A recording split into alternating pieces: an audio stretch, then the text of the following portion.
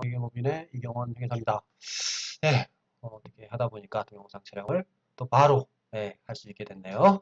원래 이제 친구랑 같이 방을 쓰는데 친구가 있으면 좀 동영상 촬영을 못 하는데 오늘은 없는 날이어서 제가 또 계획 오늘 했기 때문에 두 번째 강의를 시작하겠습니다.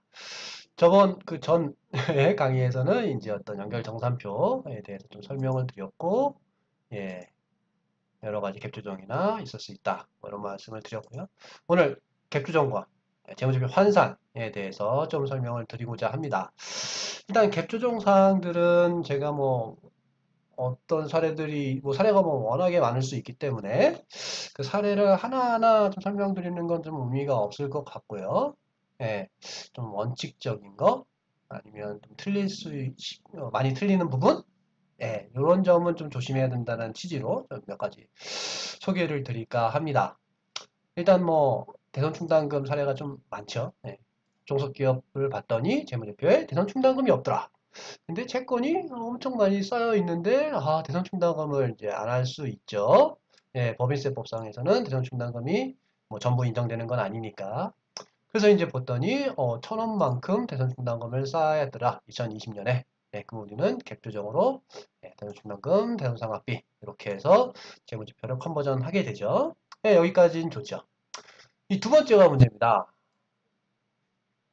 자, 제가 뭐 이렇게 나눠놨는데 2021년도에 그 종속기업이 대선충당금에 관련해서 수정하지 않은 경우, 그다음에 좀 일부만 수정한 경우 뭐 이렇게 나눠봤는데요. 자, 만약에 수정하지 않았어요. 우리는 그네들의 작년도 재무제표 대선충당금을 잡아놨는데 2021년까지 그 회사는 계속 반영 안 했다. 그러면 우리는 똑같이 1,000원을 반영해줘야겠죠. 근데 문제는 말씀드리고 싶은 건 이 부분입니다. 이게 의미가 뭐냐면 작년도의 비용으로 우리는 처리를 했기 때문에 그걸 이제 이익잉여금을 반영을 해줘야지 이익잉여금 왁구가 맞는 거겠죠. 이렇게 생각하면 이해가 좀 되겠죠? 근데 하지만 조금 원칙적으로 이렇게 설명을 드리겠습니다. 정기의 손익 반영한 거는 무조건 이익이익으로 그 금액이 들어와야 된다. 무조건입니다. 이렇게 요 원칙을 꼭 머릿속에 두시면 참 좋을 것 같습니다. 이게 사실은 나중에 연결조정 가서도 제가 뭐 다시 한번 말씀드리고 계속 말씀을 드릴 텐데 요거는 뭐 원칙입니다. 이형 왁구를 맞추기 위해서는 당연히 손익에 대해서 무조건 이익형으로 와야 되는 거죠. 그 다음에 이제 일부만 이 회사를 봤더니 올해 2000 중에 600 정도 대선충당금을 잡아놓은 거죠. 그러면 우리는 400만큼만 더 잡으면 되고 이익형은 똑같이 오고 그럼 결국 차이는 대손상각비 마이너스 수입 이렇게 됐겠죠. 회사는 대손상각비 600을 2021년도에 반영했지만 우리는 2020년에 이미 반영을 했기 때문에 그네들 대손상각비를 모두 다 취소를 해주게 됩니다. 그렇게 이해를 하시면 되겠죠. 그러면 만약에 하나 더 해서 2022년에 그냥 그대로야. 그대로일 경우에 지워야 되나요? 그대로일 경우에 어떻게 되냐? 이거 똑같죠? 그쪽 회사에는 600이 잡혀 있다고 가정을 한다면 400 더 잡아주고 이 이익형은 무조건 손익과 이익형 효과를 전부 이렇게 되겠죠? 전부 다 우리는 반영을 했기 때문에 이익형. 자, 원칙적인 부분입니다. 작년도에 이익여금 손익사항들이 전부 이익여금 금액이 무조건 해야 된다. 근데 이제 요거는 이제 막 기술적으로 할 수 있겠죠? 설명이 누군가가 물어보죠. 이거 왜 마이너스 600이야? 하면은 그 회사는 600을 잡아놨으니까 우리는 작년도에 잡아놨고 그래서 그 손익을 취소한 겁니다. 이렇게 설명을 해줘야겠죠. 그래야지 임원들 같은 경우에 이런 거 질문 많이 하는 경우가 있으니까 그런 어떤 설명할 수 있는 근거라고 해야 될까요? 기술적인 건 당연히 이렇게 하는 거지만 설명도 할 수 있어야겠다. 근데 감가상각 안 하는 경우가 많죠? 봤더니 2020년도에 감가상각을 안 해서 600 잡아 늘려 놓는 분계가 필요한데 봤더니 2000만큼은 작년도 분이야. 그러면 당기손익은 1600만큼 잡고 잉여금은 이렇게 되겠죠. 그다음에 2021년도에 이걸 수정을 안 했어. 근데 올해를 봤더니 5천만큼 더 증가해야 돼. 네, 그럼 이익잉여금은 무조건 정기의 손익과 이익잉여금 금액이 그대로 와야 되고 나머지는 이제 봐야겠죠? 네, 봤더니 3,600에서 5,000, 1,400만큼 단기 효과인 거죠. 이거를 수정을 안 한 거죠. 그래서 우리는 수정을 해줘야 된다. 이것도 뭐 일부 수정을 했으니까 차이가 있다. 그러면 차이 나는 부분에 대해서 좀 작고 이익잉여금은 무조건 똑같이 와야 되고 차이에 대해서 이제 각각상각 와야 됩니다. 여기서 원칙은 일단 요거를 박아놓고 나머지 차이를 어떻게 조정하느냐를 고민해 보시면 됩니다. 이렇게밖에 이 설명이 가장 좀 맞을 것 같습니다. 이 잉여금은 정해져 있는 값이고요. 이 차이에 대해서 어떻게 회계 처리를 할지를 이제 고민을 해야 되는 부분입니다. 자, 이런 것들이 이제 회계 처리돼서 이 연결 조정, 갭 조정, 죄송합니다. 갭 조정 부분에서 이제 정리가 돼야 될 겁니다. 보시면 이렇게 뭐 정리를 할 수 있겠죠? 그리고 이제 손익 효과와 제가 이익잉여 효과로 쪼개놨습니다. 이걸 쪼개놓은 이유를 알아야겠죠? 그래야지 그냥 쪼개놓나 보다 쪼개놓으시면 안 되는 거죠? 쪼개놓는 이유는 이렇습니다. 손익효과는 제가 재무제표를 반영했을 때 갭 조정 손익금액하고 일치하는지 보기 위해서 회사는 3천을 제시를 받았고 근데 갭 조정으로 되겠으니까 당연히 갭 조정 금액은 2,900이 되겠죠. 뭐 이게 그 재무제표로 잘 반영이 됐다면 당연히 나와야 될 금액이긴 하지만 그래도 이렇게 한번 검증을 하게 됩니다. 요거는 이제 손익계산서 값을 넣은 거고 결국 요거 이렇게 더한 값이 수정 후 손익이 나오느냐도 검증을 해야 되고 두 번째는 이 이익여금 효과를 검증하는 게 굉장히 중요합니다. 왜냐하면 아까도 보셔서 알겠지만 이익여금이 막 계속 움직이죠. 제가 원칙적으로 이렇게 하는 거다를 잘 지켰으면 이익여금이 무조건 true가 뜰 겁니다. 근데 이제 마지막으로 검증을 해줘야 되니까 결국 정기에 우리가 갭 조정 후 금액 후 이익여금 금액에서 단기 손익을 반영하면 단기 갭 조정 후 금액이 되겠죠. 그러면 지금의 이익여금하고 이익여금 조정한 금액이 이 금액이 나오는지 이제 검증을 반드시 이제 해야 되는 겁니다.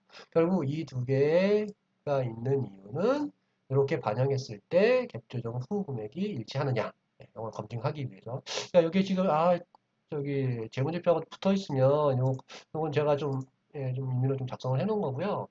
해놨으면 좀 뭔가 좀 눈에 띄게 모양이 보일 텐데 그 어떤 재무제표가 없다 보니까 눈에 좀 안 보이네요. 이렇게 손익효과, 이익효과를 검증해야 된다. 라는 부분 꼭 요거 굉장히 어렵습니다.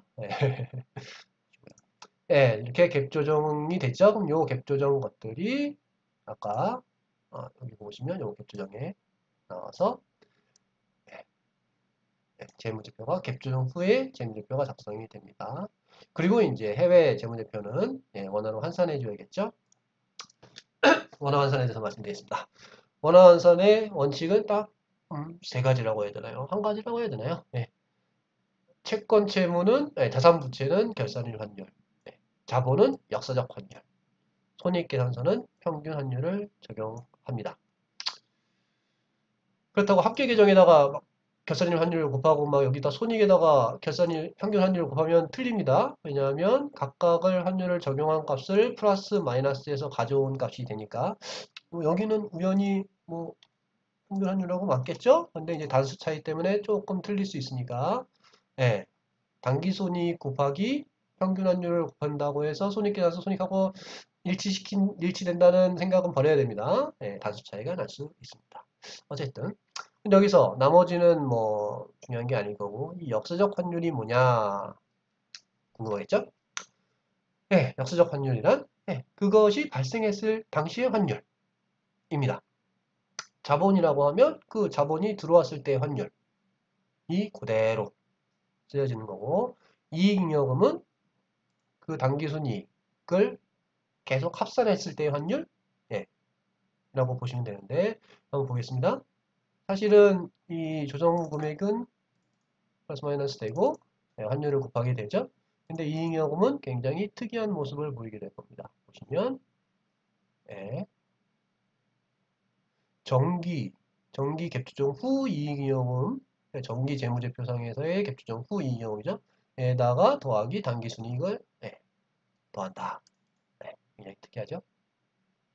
이렇게 보시면 알겠지만 하나는 정기 이익여금, 하나는 평균 소환율을 적용한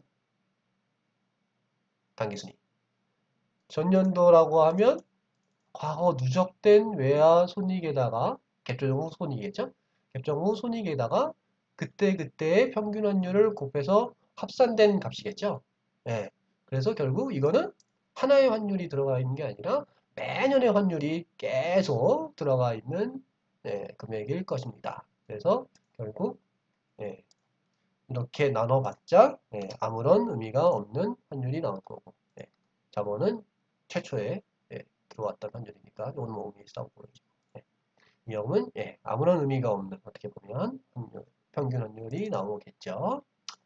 그래서 보시면 이게 원래는 자산합계, 부채합계에다가 이 자본총계 다시요. 부채총계에다가 자본총계 더한 값이 자산총계하고 일치를 해야 되는데 요즘 환율 적용한 게 다르기 때문에 당연히 왁구가 틀리겠죠? 그 왁구 틀리는 값을 해외사업 환산손익 이렇게 넣어주는 겁니다. 보시면 거의 이 일치시키는 값을 구해서 역으로 넣어주는 값이 되죠. 자, 간단합니다. 근데 문제는 뭐냐면 제가 옛날에 실수를 한번 했었는데 이게 어떻게 새로 계정 생긴 게 하나 있어서 근데 여기에 수식이 없었어요. 재무제표는 true가 뜹니다. 그 차이가 여기다 먹어버린 거죠.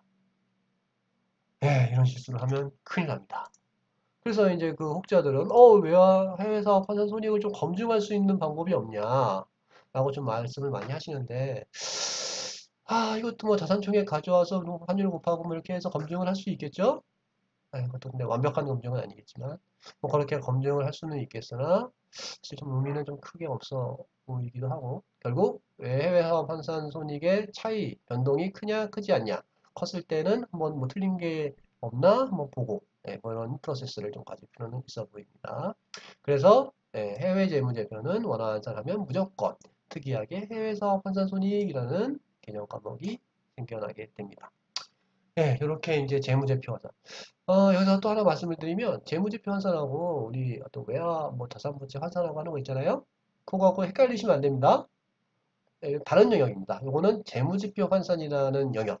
그래서 원칙이 뭐 자산부채는 결산인 환율, 자본은 역사적 환율, 손익계산서는 평균 환율 이런 원칙이 있는 거고요. 우리가 흔히 하는 외화 환산은 외화 자산부채에 대해서 결산의 환율을 곱해서 차이를 외화 환산 손익 계산하는 그거랑은 좀 별개 개념이니까 헷갈리시면 안 됩니다. 이렇게 외화 환산까지 했고 제가 이제 연재에서 현금흐름표 환산을 좀 말씀을 드렸는데요. 이거 간단하게 여기까지 설명을 드리도록 하겠습니다. 현금흐름도 연중 계속적으로 나오는 거기 때문에 평균 환율, 기본적으로 평균 환율을 써서 환산을 하게 됩니다. 뭐 단기손익도 이제 여기는 평균 환율을 쓰게 해놨지만 원래는 이제 손익계산서에 이 금액을 이제 가져와야 되는 것이죠. 이렇게 쓰면 사실 틀립니다. 아까 말씀드렸듯이 단수 차이가 있기 때문에 이것도 이제 가져오게 아니면 이렇게 하더라도 여기다가 이제 손익계산서하고 차이를 검증하게 만들어야겠죠. 어쨌든 평균 환율로 쭉 나오겠죠.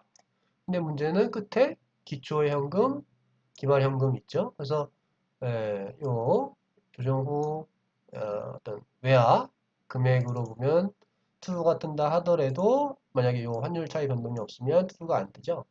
그래서 요 차이를 이것도 역으로 구해주는데 요거부터 해봤구나. 기초연금은 정기 BS에서 기말연금은 단기 BS에서 가져오게 됩니다. 그럼 당연히 위에 평균 환율을 적용한 금액과 환율 차이가 나겠죠. 그러면 그거는 이제 환율 변동 차이라고 해서 빵이 되는 이 true가 뜨게 되는 금액을 넣게 됩니다. 그래서 여기서는 보통 좀 한번 검증을 해주는데요. 환율 차이 검증이라고 해서 제가 조금 못 해놨는데 결국 기초 이 금액이 단기 환율을 적용했을 때 어떤 차이. 그 다음에 현금의 증감이 단기 환율하고 평균 환율하고의 차이. 보시면 기초연금하고 기초환율, 단기말 환율의 차이의 효과. 네, 보시면 현금 증가 금액에 대해서 평균 환율과 결산인 환율의 차이에 대한 효과. 네, 이 차이 효과가 이만큼. 일치하네. 빵. 그러니까 환산에는 문제가 없구나. 네, 이게 빵은 안 뜹니다. 안 뜨는 경우가 있거든요. 그래서 뭐 금액이 크지 않으면 예, 맞다라고 봐야 되는 것이고, 이거는 굉장히 특이한 케이스여서 이제 0이 떴고요. 사실 현금흐표 관련해서도 참 할 말이 많고 한데 오늘은 환산만 얘기를 하기로 했으니까 환산 이렇게 좀 마무리를 짓도록 하겠습니다. 뭐 갭조정 환산까지 하면 이제 우리는 여기에 넣을 수 있는 재무제표를 완성을 하게 된 것이죠. 앞으로 강의는 이제 연결 조정에 대해서 좀 설명을 드리도록 하겠습니다. 소중한 시간 내주셔서 감사합니다.